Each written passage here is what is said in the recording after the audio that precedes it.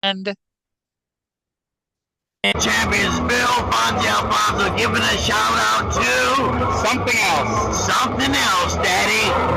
This is Nicole Matara, Great Warrior Wolf, and you are listening to Something Else.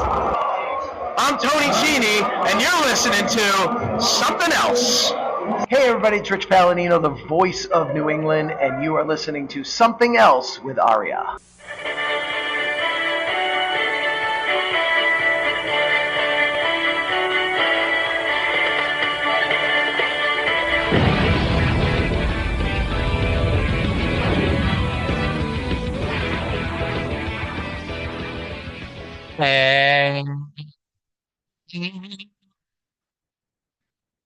welcome to episode number 184 of Something Else.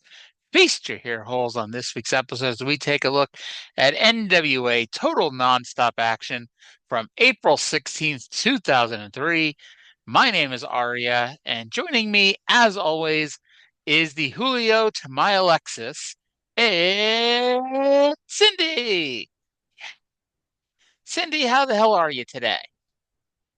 I hate Junko jeans. I'm sorry, one of us had to be the Julio and one of us had to be the Alexis, and you know, I was taking claim on the Alexis. Well, I've got the ass like a centaur, and you don't. Wow. Wow. I would never say that about you. Plus, I'm in the love, so in theory, you should be taking it nicer on me. Yeah. So, for the listeners to yesterday's show, this is the third show I've recorded in the last 24 shoot hours, and it's going to be the third of four shows I'll be taping before the end of tonight. My road to WrestleMania, I got to tell you, I probably could have planned this better than to do 6 shows in 4 days, but here we are. We are on the road to not just WrestleMania 41 this weekend in Las Vegas, Nevada.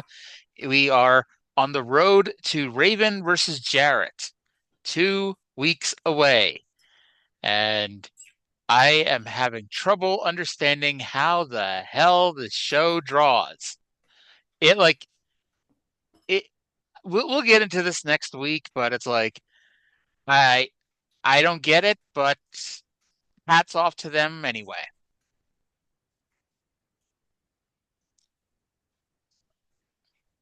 You there, Cindy? Yeah, I'm here. Okay. I think it's Okay. part. I think it's part. The build of Raven versus Jarrett has been surprisingly decent, and also you got. Plus, you have the ECW reunion in an accessible format. Like, the only thing that gives this ECW reunion just the tiniest little bit of credit is that this is the first one.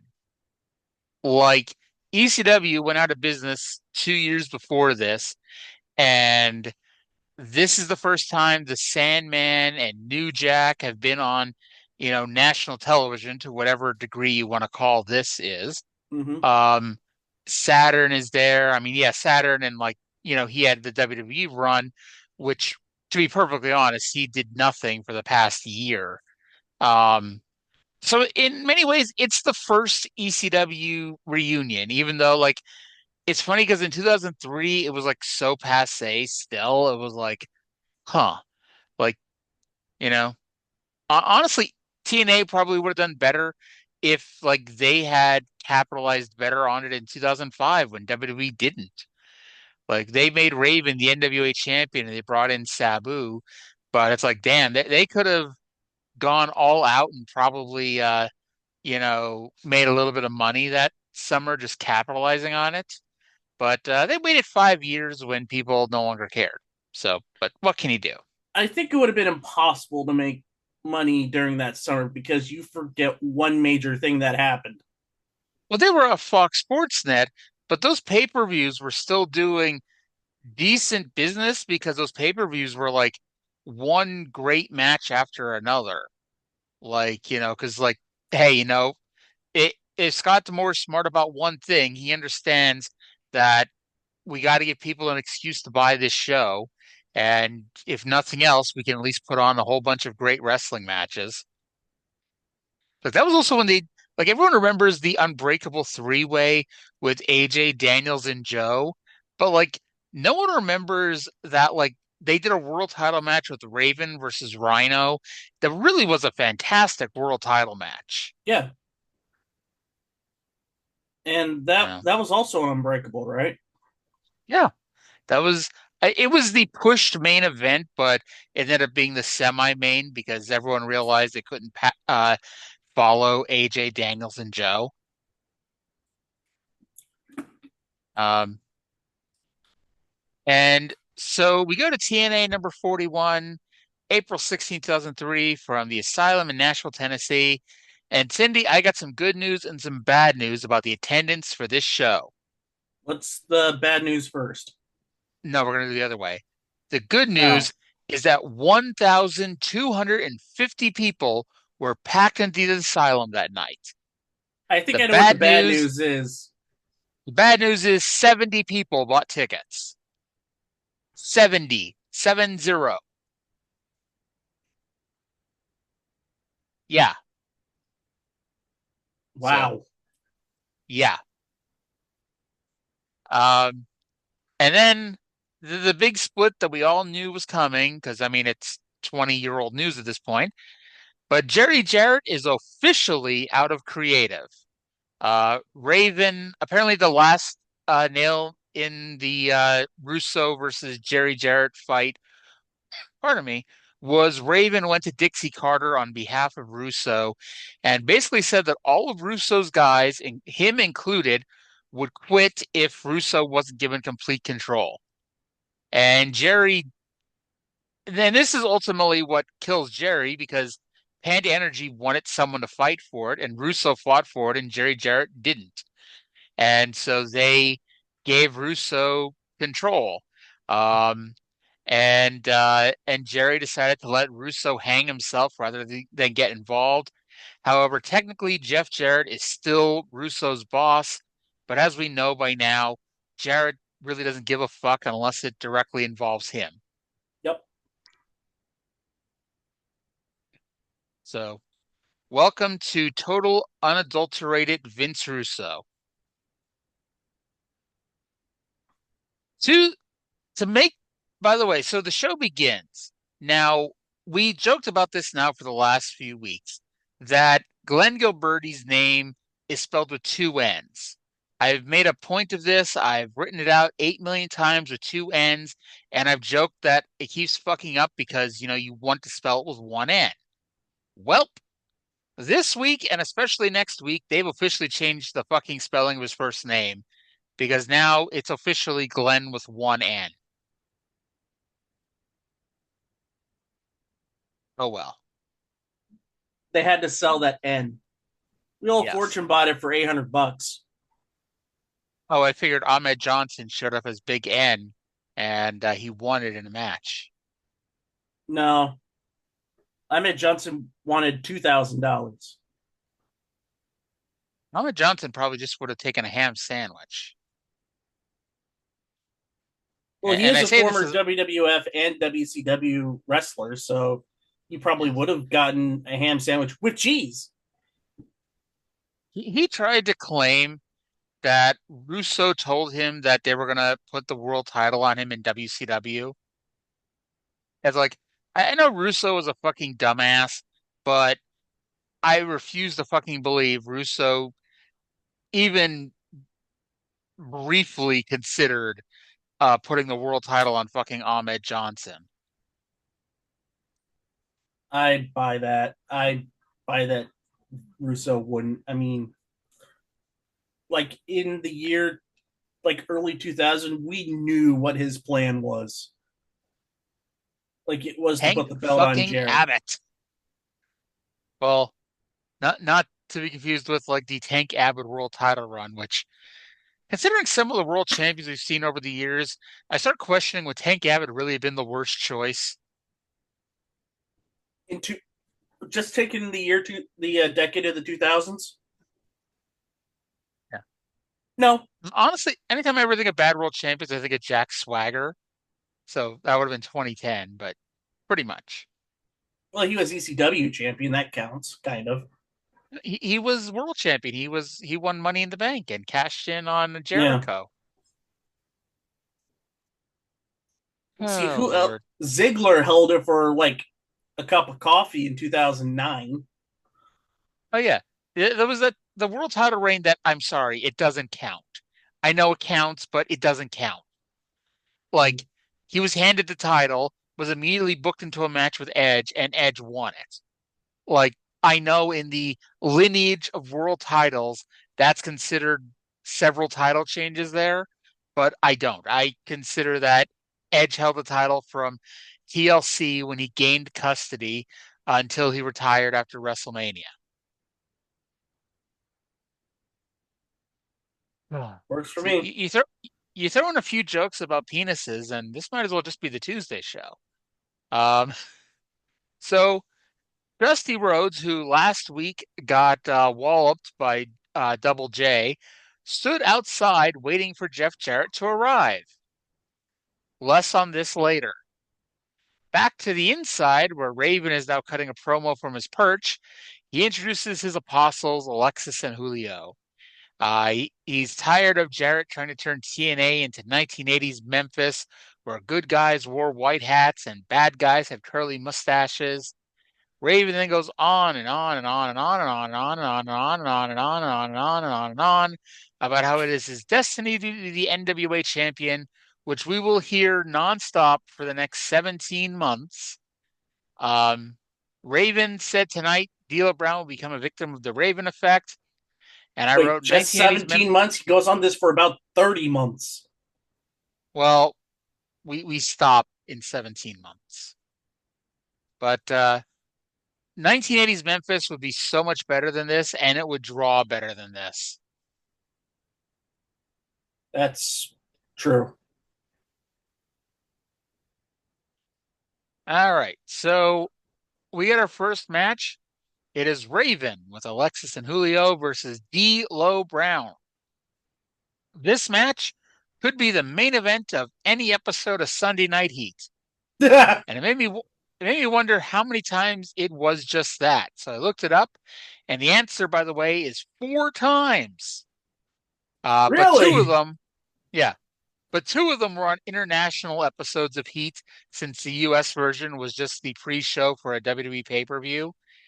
And I note that for some reason Raven is growing in his sideburns, which I hope he shaves off really soon. Yeah, he looked like emo Rico. Oh Lord. Oh Lord. So this was a good little match that the fans were really into. Yeah. Not sure if it was D'Lo, Raven, or the fans just not being burned out yet by bad booking and mediocre matches and angles. D'Lo at one point does a tremendous tope over the top rope. And keep in mind, we are 2 weeks away from Raven getting a world title match. D'Lo Brown will not be getting a world title match in the next 2 weeks. Spoiler alert. So that should be an easy finish. Raven pins D'Lo Brown after a tough match, clean in the middle with the DDT. However, Vince Russo is booking, so we can't have that. Instead, D'Lo had the match won with a frog splash, but Julio interfered and super kicked Brown. Of course, that wasn't enough, so D'Lo kicked out. Julio then threw powder in D'Lo's eyes. D'Lo then gave Alexis the sky high because we need to beat up women as often as we can, and more on that later. And he gives Julio a catatonic before Raven drops him with a DDT for the win. Again, Raven, the man getting a world title match in 2 weeks, cannot just win a fucking match clean. Rating 5.0 out of 10. I gave it a 5 as well. I thought it was just fine. Honestly, never really got out of second gear. It was exactly as you said earlier, it was like a heat match. I will say this though, I don't have a problem with the interference by Julio and Alexis. Mainly because this is what Raven's done for a decade. But the problem is Raven's been in, he's gotten his ass kicked in every fair fight with Jeff Jarrett. There's never been a single fair fight that he got the better of him. And then I don't know. Other than that Sandman match, has he had a single match that didn't require somebody to win the match for him? Like the ladder match with AJ, Disco had to interfere. Yep. Match he had to have Alexis and Julio. Mm-hmm. It's like it's just let him win one fucking match. There's no reason why he couldn't have won this match. I think it was to keep D'Lo strong because what they're aiming for in the next couple of weeks. Oh well. So we'll get more into this later. Yep. So to the SCX locker room where Goldilocks is there. Mike Sanders said he's going to win the X Division title. Great. Hey, it continues your theory. You lose a match, you get an X Division title shot. Oh, more on that later. Yeah. Daniels and Skipper are going to wrestle Lynn and Red. I wrote that should be great as long as we don't get a bullshit finish. Glenn then told Ron or Don Harris to get him ready for the street fight by hitting him. I wonder how many people would like to hit that man, and I bet there was a backstage fight over who would get to punch him. I heard Ron and Don Harris fought for 5 days straight in order to get the honor. I believe it. I would get into a fight with Ron and or Don Harris in order to punch Disco Inferno. So we then get a street fight. It is AJ Styles versus main event Glenn Gilberti. Last week, Glenn pinned AJ with his feet on the ropes. It was restarted, so AJ pinned Glenn with his feet on the ropes, and that somehow is the build for a street fight. So both men were in torn jeans and t-shirts with taped fists. Although I will say most street fights don't feature an Irish whip or a dive over the guardrail. Glenn beats AJ back to the locker room. Not sure why they don't just all run out now to attack AJ since they're all right there and it's a no DQ match. However, AJ then crashed through the door, so I guess there's that. Borash was there to hold the fans back, and I was hoping someone would please hit him. D'Lo ran in from the back to beat the crap out of Mike Sanders and take him away from the fight. The finish sees AJ slam Glenn's head into a steel chair and then smash it over his back, but then Glenn just punched him in the groin or kicked him in the groin and pinned AJ with a chart buster where AJ's head hit off the chair he was holding. Just a reminder, this Glenn Gilberti push is going to get a lot worse. 3.5 out of 10. I gave it an extra point because of Schrodinger's chair was not used in the way you thought it was going to be used. Because the theory of professional wrestling is if you set something up, you go through it. AJ set up the chair. Oddly enough, he didn't go through it. So instead, the chair was used for Disco's chart buster, which I honestly don't have a problem with because now this is one match apiece. AJ Styles won a wrestling match. Glenn Gilberti won the street fight. I'm just wondering when the tiebreaker is going to show up. Hopefully never. Oh, however, we've got this is what April 16th I said. So we've got 7 weeks of the Glenn Gilberti main event push still left. Because his world title match, which, yes, is a thing that happens, is the first Wednesday in June. So, which, by the way, to look forward to. Which, by the way, just to let everybody know, we're doing 2 shows today because we're doing WrestleMania because Arya is going to watch 57 hours of wrestling in 3 days. Give or take. Yeah, WrestleMania is about what, 30 of it this year? Hey, I'm not gonna be one of the fucking people watching the pre-show for 3 hours. And I was just talking to Trey yesterday, and this is either going to air yesterday or tomorrow. But it's like the pre-show starts at 4 p.m. Eastern, which is 1 p.m. Pacific. My bus that leaves to go to the stadium for WrestleMania doesn't leave until 2. So it really tells you how important this fucking pre-show is when it's like, I don't even think the gates are open until 3 and the show starts at 4. Right. But yeah. But to further it, the Glenn Gilberti main event title match and the show after that, we're recording on the same day because I will be on vacation. I don't remember agreeing to let you be on vacation. Well, I too didn't know bad. you My bestie and I are going to Chicago and Detroit, so kiss my I ass. didn't know you get PTO with this job. Yeah, Huh. Okay. I get a ton of Um, PTO with my job. no, with my job, with working for me. You haven't paid me in 10 months. Well, if I ever make a penny, I'll make sure to write you in for a few cents. Um, what? I don't know what I'll the hell I take was it going to over say, but PayPal. I'm sure whatever I was going to say was very important. Oh yeah. Hope your trip to Chicago is better than mine was. I had one shitty ass trip to Chicago. Chicago was great, just the trip there sucked. But then, Ace Steel bit Kenny Omega, and at least the trip home was interesting to hear about. Oh, I remember where I Um, was the year after when they had All in London. I was at work when the news broke that Punk was fired. well, that So, didn't get broken until the next week. All in was just when Jack Perry got choked a little bit. well, he was being a bitch, so he deserved it.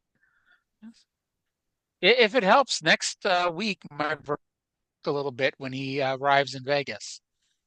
Because yeah, he like he and his wife are coming in the Tuesday after WrestleMania for a medical thing, and due to my brother being my brother, I'm going to be choking him a little bit.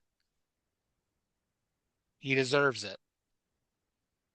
That's mean. Oh, Speaking of mean, he knows he has it coming.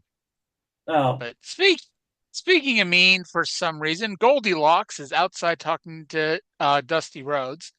Dusty called Goldie pretty, but said he's going to be talking to Jeff man to man. Eric Watts showed up 31 minutes late to the show, and which I guess doesn't matter because Jeff Jarrett, the world champion, still hasn't shown up. Anyway, Dusty told Watts off and told him that he's not even going to talk about Watts. So Eric threw his bag at Dusty, who had turned his back. Eric threatened to whip Dusty, but security hauled him away while Dusty screamed. And turned out Eric had the fake NWA title belt in the bag that he heaved at Dusty. Um, am I missing some note here? But isn't that the last fucking time Dusty Rhodes is on this show? uh, he wasn't on next week. Well, I don't even mean period. I mean this week. This is the last time he's on this week's show. Yeah, this is the last. This is the only time Dusty's on the show this week. So the follow-up to Jeff Jarrett walloping Dusty Rhodes with a chair last week is Eric Watts threw a bag at Dusty Rhodes. That's it. Not, yeah. That is the follow-up.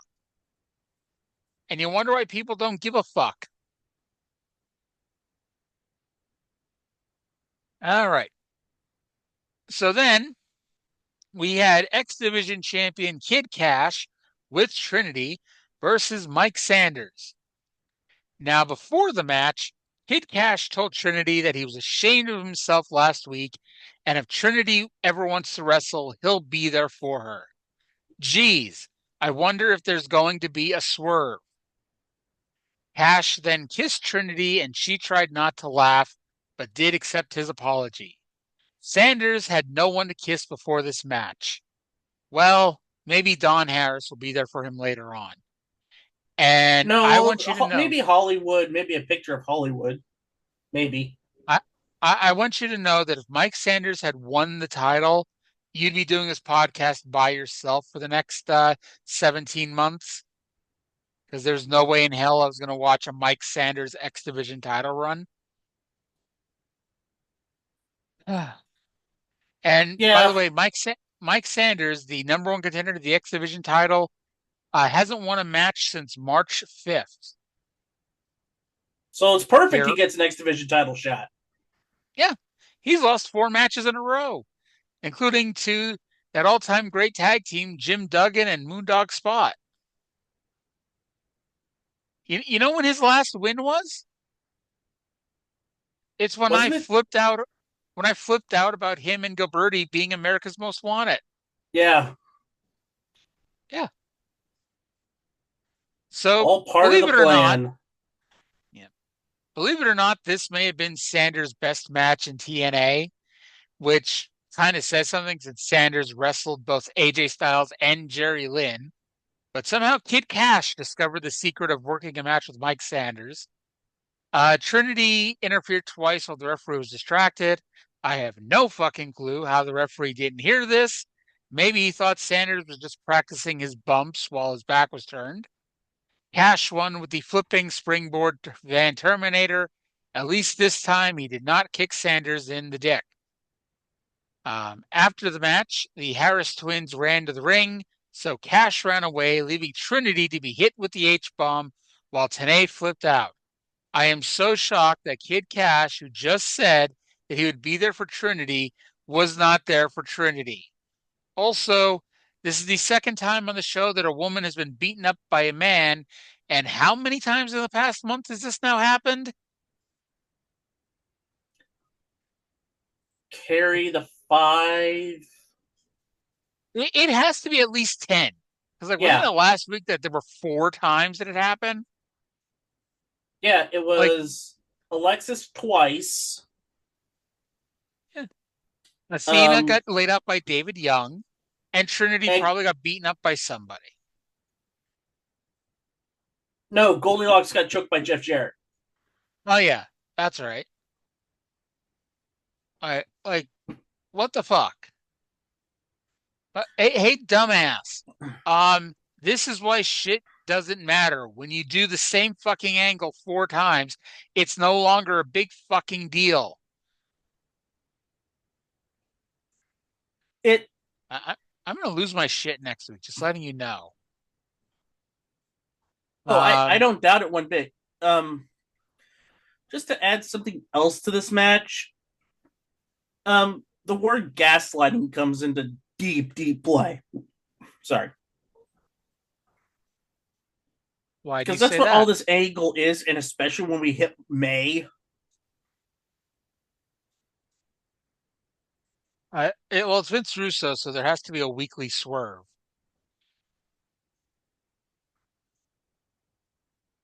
So the best Mike Sanders match still isn't a match of the year contender. 4.5 out of 10. Gave it a 6. Like, I guess was the shock factor that Mike Sanders had a really good match, and he He does actually not wrestled like he gave a damn. he does not have a lot of. We'll get at that. He does not have a lot of very good matches. I think this was the first good match he ever had. He like a lot of the people, whatchamacallit, from the power plant, that Natural Born Thrillers group. They had good matches with each other. Like Mike Sanders had good matches with Kiwi. And I remember there was a pretty good match on pay-per-view with Palumbo and O'Hare versus Jindrak and Stasiak. And I mean, you can count on one hand the number of good matches Mark Jindrak has had in his life. And Royal Rumble 2004 does not count. Mark Jindrak wasn't in Royal Rumble 2004. What Reflection of Perfection was 05? Well, he wasn't even that at that point. He was Kurt Angle. Uh, he was Team Angle 2.0. Him and Luther Reigns. Oof. That's bad. So he was wrestling on Yes. Velocity around this point. Yes, yes, he was. And, the reflection of perfection, Mark Jindrak, managed by Theodore R. Long. That was that was something. And all of that got dropped when Kurt Angle was fired from the GM position and Teddy Long got it. And then Kurt Angle decided to have the guy pushing his wheelchair take his suit off, and for some reason also grab Mark Jindrak. Like SmackDown in 2004 was really fucking weird. It was still miles better than Raw. Oh, come on. Raw that entire year, you had Benoit, Shawn Michaels, Edge, Shelton Benjamin, Randy Orton, and yes, even Dickhead was there, Jericho was there, every week you had at least one really good match on Raw every week. Sure, you had the $250,000 Raw Diva search and Kane raping Lita so he wouldn't kill Matt Hardy and all that fun jazz of 2004. But at least if you wanted to watch a really good wrestling match, you watched Raw. Or you could watch the Orlando Jordan push on SmackDown. Which went Your call. nowhere. Yes. The Rene Dupree push that went even less than nowhere. But It, at least it's he actually had Cafe. At least he had Cafe de Rene. it's actually amazing that Van Dam re-signed that year because there was a lot of talk he wasn't going to. Because it's like he got drafted to SmackDown because that's when Brock quit, Hurt was on the shelf for a while, and there were a few other injuries. And like if there was ever going to be a time Van Dam was going to get a serious push, it was going to be 2004 SmackDown, and he did not. They treated him like he was Rob Van Dam. He probably would have wound up in either New Japan or Ring of Honor. So backstage, Jim Mitchell cut a promo about drinking beers and also the Sandman, Perry Saturn, and New Jack, leading us to this week's surprise opponent, Perry Saturn versus Mike Awesome, of all people, Mike Awesome. And one of my pet peeves, and TNA and WCW did this a lot, you have to wait until we can see the fucking person before you mark out for them. Like Mike Awesome comes out, it's a little blurry because that's like the effect they do for the new church. The lights are all red. He's got stringy hair covering his face. You can't even see who the hell it is. And Tanae's just screaming, "It's Mike Awesome! Oh my God!" Like, really? Really?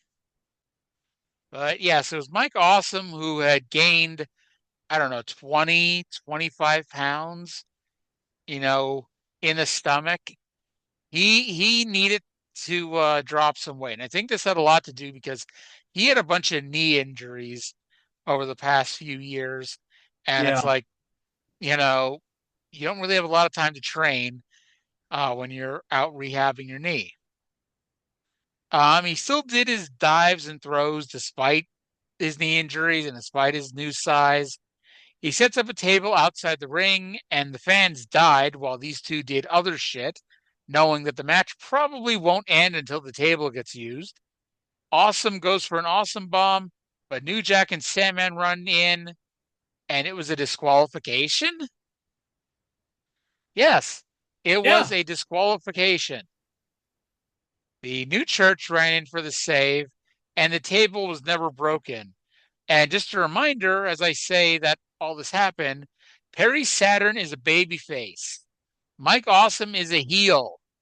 And the babyface's friends had to run in and save him from losing a clean match. I don't get this match at all. It's all grade up before you do, but I think both of us are going to have around the same score. I gave it a 2.5. Somehow I liked it more than you did. I gave it a 4. All right. Makes I sense. thought it was a pretty enjoyable match until the shit finish. Yeah. The shit finish knocked off half the score, I'll say. Backstage, Jeff Jarrett is throwing things out of the ring truck. Don West tells us that he is literally flipped out. Literally. Earlier Man, today, he's lost it, if you remember that. I mean, Raven said he flipped out. He remember last week he KO'd Dusty Rhodes with a chair. So it's Raven's mind games really wreaking havoc. oh yeah, I forgot to mention because I just said Jeff Jarrett was heaving stuff out of the truck. He arrived 51 minutes into the show. The 2-hour show, he shows up 51 minutes late. Well, the show's almost half over. Indeed. Earlier today, Mike Tenay talked to America's Most Wanted about their troubles. Harris said there's nothing behind him sitting in the SEX locker room. And let's see here. Harris made a point about why can't you have a beer with your friend after the match, even if it's somebody you were just fighting. And James Storm said that he was told when he was a child to not shake hands with the men that he's trying to win the tag team titles from. Is that really what James Storm's daddy told him growing up? I mean, I guess James Storm's daddy was a wrestler himself. Maybe it was Lance Storm. Who knows? Probably didn't amount too much because I never heard him. He doesn't even have a cage match listing. By the way, what happens next? We're bringing something back, but we tweaked it. What the hell are we bringing back? So after this pre-tape segment, we have another Goldilocks segment with David Young, Desire, and Sonny Siaki. Sonny Siaki does all the talking. David Young starts to talk, but unlike the rest of the boys in Sports Entertainment Extreme, he's got a thick Southern accent. So Sonny drops the bomb, says, "Hey, you don't talk." And now to bring back the counter, but instead of Sonny Siaki, it's Ace in the Hole. Guess how many times he said Ace in the Hole? 5. 6. Mm-hmm. 6 times he tried to get Ace in the Hole over, and Ace in the Hole did not get his Ace Hole over. Mm-hmm. So that leads us to this barnstormer of a match, David Young versus James Storm.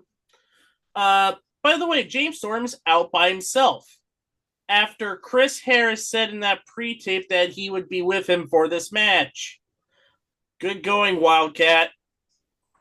You see, it's a swerve, you know. So by the way, we mentioned that Mike Awesome had won the prior match by disqualification.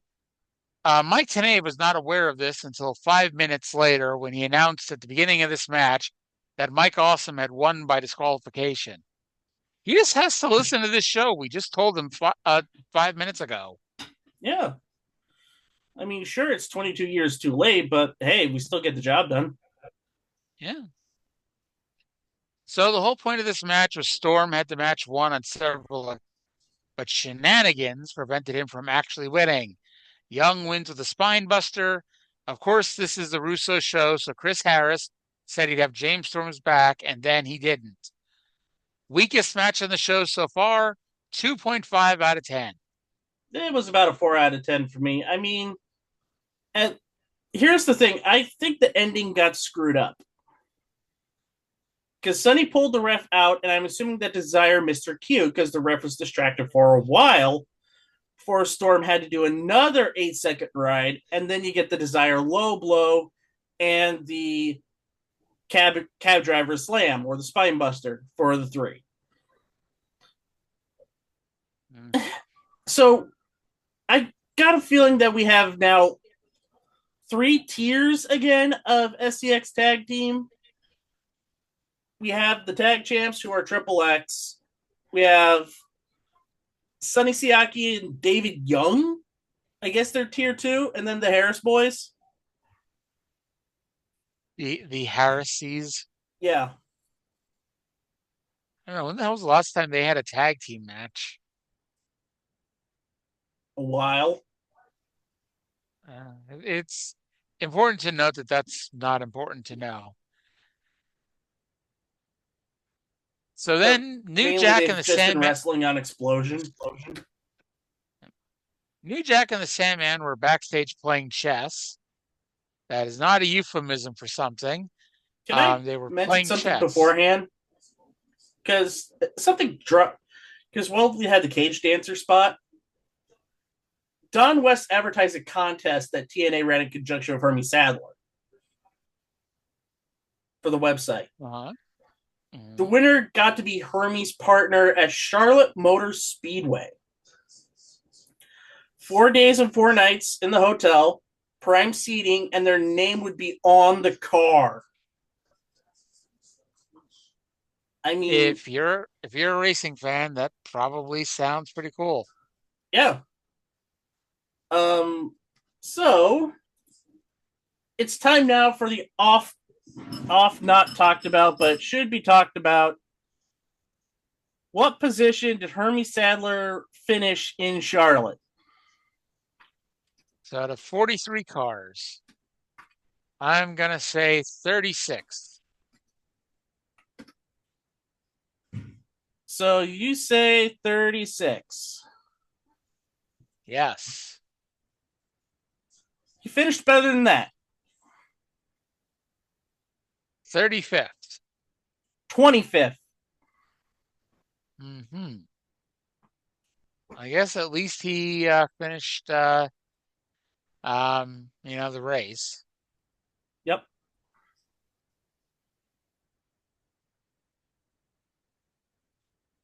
The bad Uh, news is he started 22nd. he started 22nd, you said? He started 22nd. He finished 25th. So, womp Well, womp. could be worse. He could have finished 43rd. Yeah. So he's moving up. I'm sure this means since last week he was 43rd and this week he's 25th, next week he's going to be 7th. And the week after Uh, that, he's going to win. no, here's the rest of his finishes for the year. Are you ready? I was born ready. 36th, 41st, 40th, 40th, 39th, 30th, 41st, 38th. So sounds like that 25th place win that we're poo-pooing. That was a hell of a performance. It was. Yeah.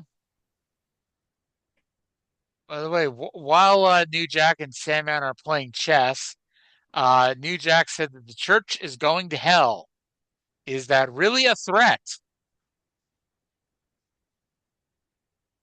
No, because they're already there.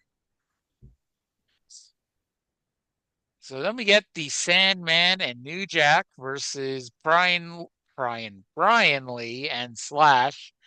Before the match, they showed a video of the feud, which, if you recall, began when Jim Mitchell offered New Jack and Sandman help for a 6-man tag, and they said they didn't need it, but thank you. And Jim Mitchell was so offended by this, we're now starting a blood feud. So about a month ago, there was a tag team match where the Harrises took on the Sandman and Steve Corino. And it ended in about 30 seconds because Carino ran to the ring while Sandman did a lap around the crowd. and Carino got pinned before he got there. Well, to show New Jack does not learn from the past, New Jack ran to the ring immediately while Sandman walked around the building. However, luckily for the Sandman and New Jack kicked out and did not get pinned during that time frame. So at one point, there was a huge fucking knife in the middle of the ring. Oh, New Like, Jack's scythe. what was that? It's New Jack's scythe. He had it in his belt coming to the ring. That's his weapon. Well, he shouldn't have had it, you know. I know. And anyway, remember 20 minutes ago when Perry Saturn and Mike Awesome ended in a disqualification? Here they are again. No, not even that. They announces that in TNA there are no disqualifications. So No, what in the hell? TNA Extreme, there are no disqualifications. That wasn't the TNA Extreme match. Too damn bad. So Mitchell stabs Sandman with a spike. Mike Awesome runs down. We get a six-way brawl. Awesome hit an awesome bomb on Jack over the top rope through the table that I thought they were going to try to claim was a table that was set up earlier, but Slash had pulled it out. Awesome rolled Slash back in, and the Church won. Or actually, yeah, the Church won. Yeah. So after the match, they played Sandman's music, which makes no sense. Nope. So Just Incredible ran in and hit all of the Church with a cane. And this is at least the third podcast I've done in the last week where Just Incredible got brought up. Good Lord. He's everywhere. Yes, he is. Welcome And to he sucks. 2025. Did he did you buy something from him that he never sent to you? No, I just know that he sucks. Like, after ECW, after he's gone from ECW, like, he became X-Pac's lackey in X Factor, and then just bounced around for a while until he wound up here. And like, out of all of the former ECW people that have showed up in this company, like, I at least can buy Steve Corino. Hey, of all But the people who've shown, of all the former ECW guys who've shown up in this company, Just Incredible is the most recent. yeah, I'm almost thinking the worst. He's here until July, by the way. I was convinced that he's here for like 2 weeks, but nope. He's here till July. So No, I get think used Mike to it. Awesome's not around much long, not around long either. Yeah, I think he's we're gonna I get think to he's that here when till we next get to month. that. Mm-hmm. So outside, So, after what did you give this match? 2.5 out of 10. Yeah, that's about right. Gave it like a 3. So yeah. So afterwards, Jarrett's yelling at the ring crew, wanting to know how to set up Raven's Clockwork Orange House of Fun stuff. Eric Watts butts in comedically and almost gets nailed with a water barrel. Sadly, Jarrett missed. Yes. Goldilocks had said she just found Jeff Jarrett, which is weird because she had just found Jeff Jarrett like 3 segments ago. Okay.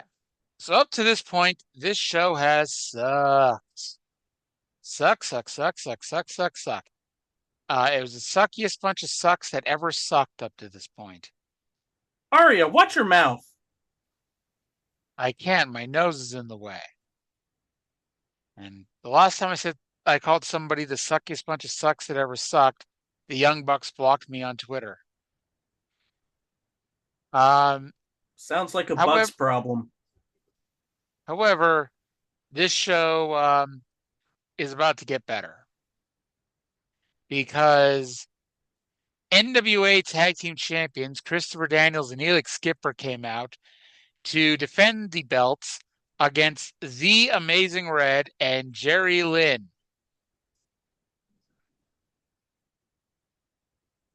I gotta tell you, I gotta tell you, this was one motherfucking great match right here. Oh yeah.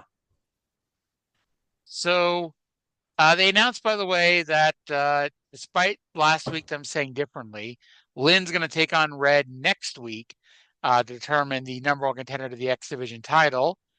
At which point I asked, why didn't Mike Sanders have to do some kind of a wacky match last week in order to get his X Division title match this week? But that is not important, I guess. So it's a four-way free for all to start. We broke down to them getting the heat on Lynn. Lynn is a great sympathetic baby face, which I know shocks everybody listening to this. I cannot even begin to describe half of these spots.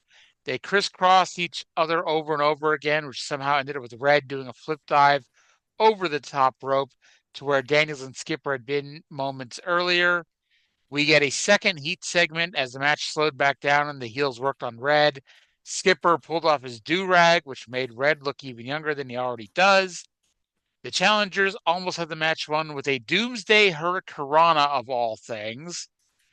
Red climbed to the top, but the masked luchador reared its ugly head. He ran down and shoved him off the top rope, sending him crashing to the outside. Despite that, the finish saw Lynn catapult Skipper into Daniels and then pin Elix with a jackknife cradle to get the win, get the belts, and we have new TNA Tag Team Champions. Hell yeah. And we'll say that the right team won here. Mm-hmm. However, this is TNA. So we cannot just let anybody get over. We cannot just let them have a great match. We cannot just let them get over and move on with our lives. They celebrated for a few seconds when Triple X attacked them. Now, did Amazing Red and Jerry Lynn make their own save and run off Triple X? Nope. Instead, Stone Cold Jeff Jarrett ran to the ring with a chair and beat them up. You don't want anyone on the show to get too over, do you? I mean, this is the Jeff Jarrett show starring Jeff Jarrett and sometimes somebody else.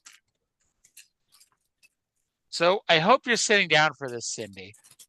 But when you take Christopher Daniels, Elix Skipper, Amazing Red, and Jerry Lynn, and you give them 15 minutes and limited bullshit, you get a fucking great match. The 70 people who paid for their tickets and the 1,180 who didn't got their money's worth this week. This is easily the best match on TNA in at least 6 months. 9.0 out of 10. That's exactly what I gave it. It was going to be a 10 out of 10 for me. But the Spider Luchador came in and took out Amazing Red, and it kind of ruined the match a tiny bit for me. I have a Meltzer rating for this match. Guess the star rating.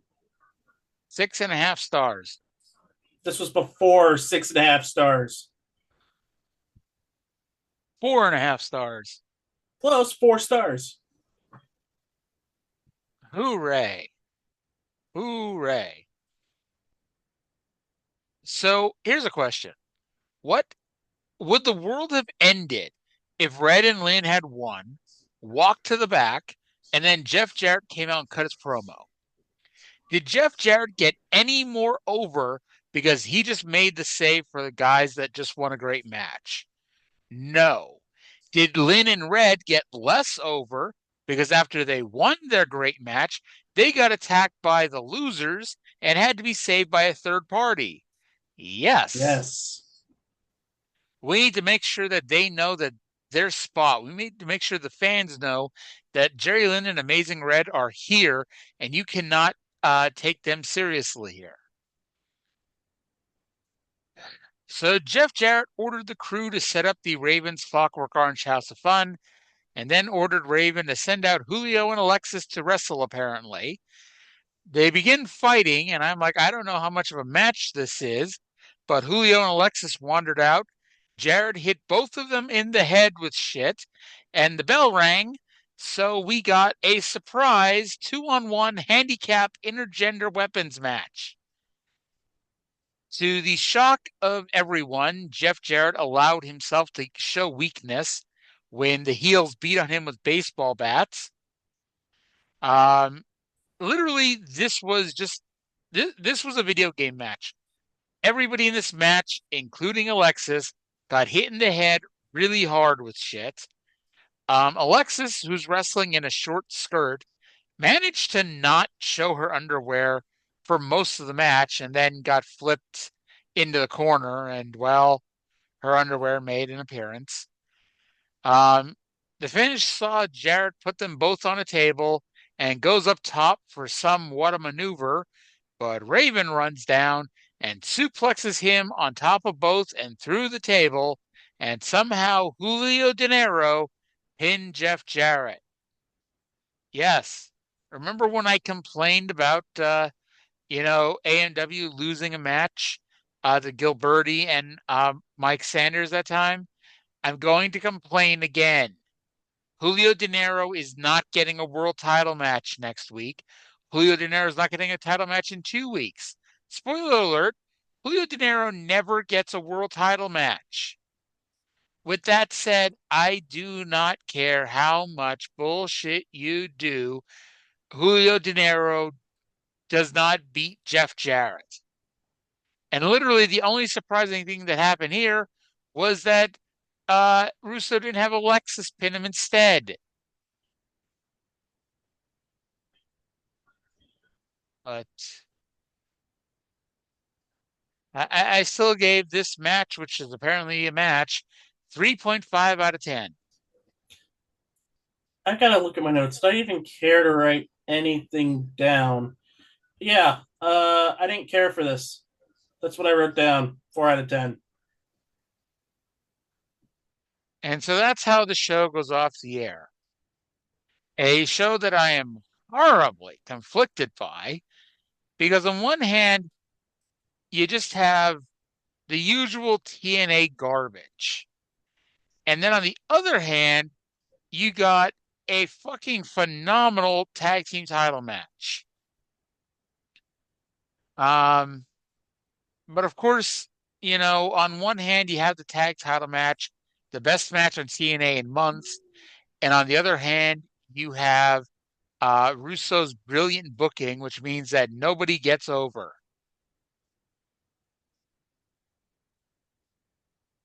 But, all right. So match quality, 4.31. Overall enjoyment, 5.5. And future build, 2.0.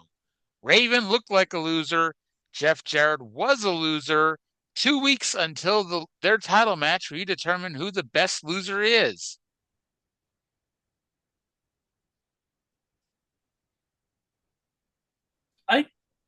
Did I give this one an actual score? No, I didn't care.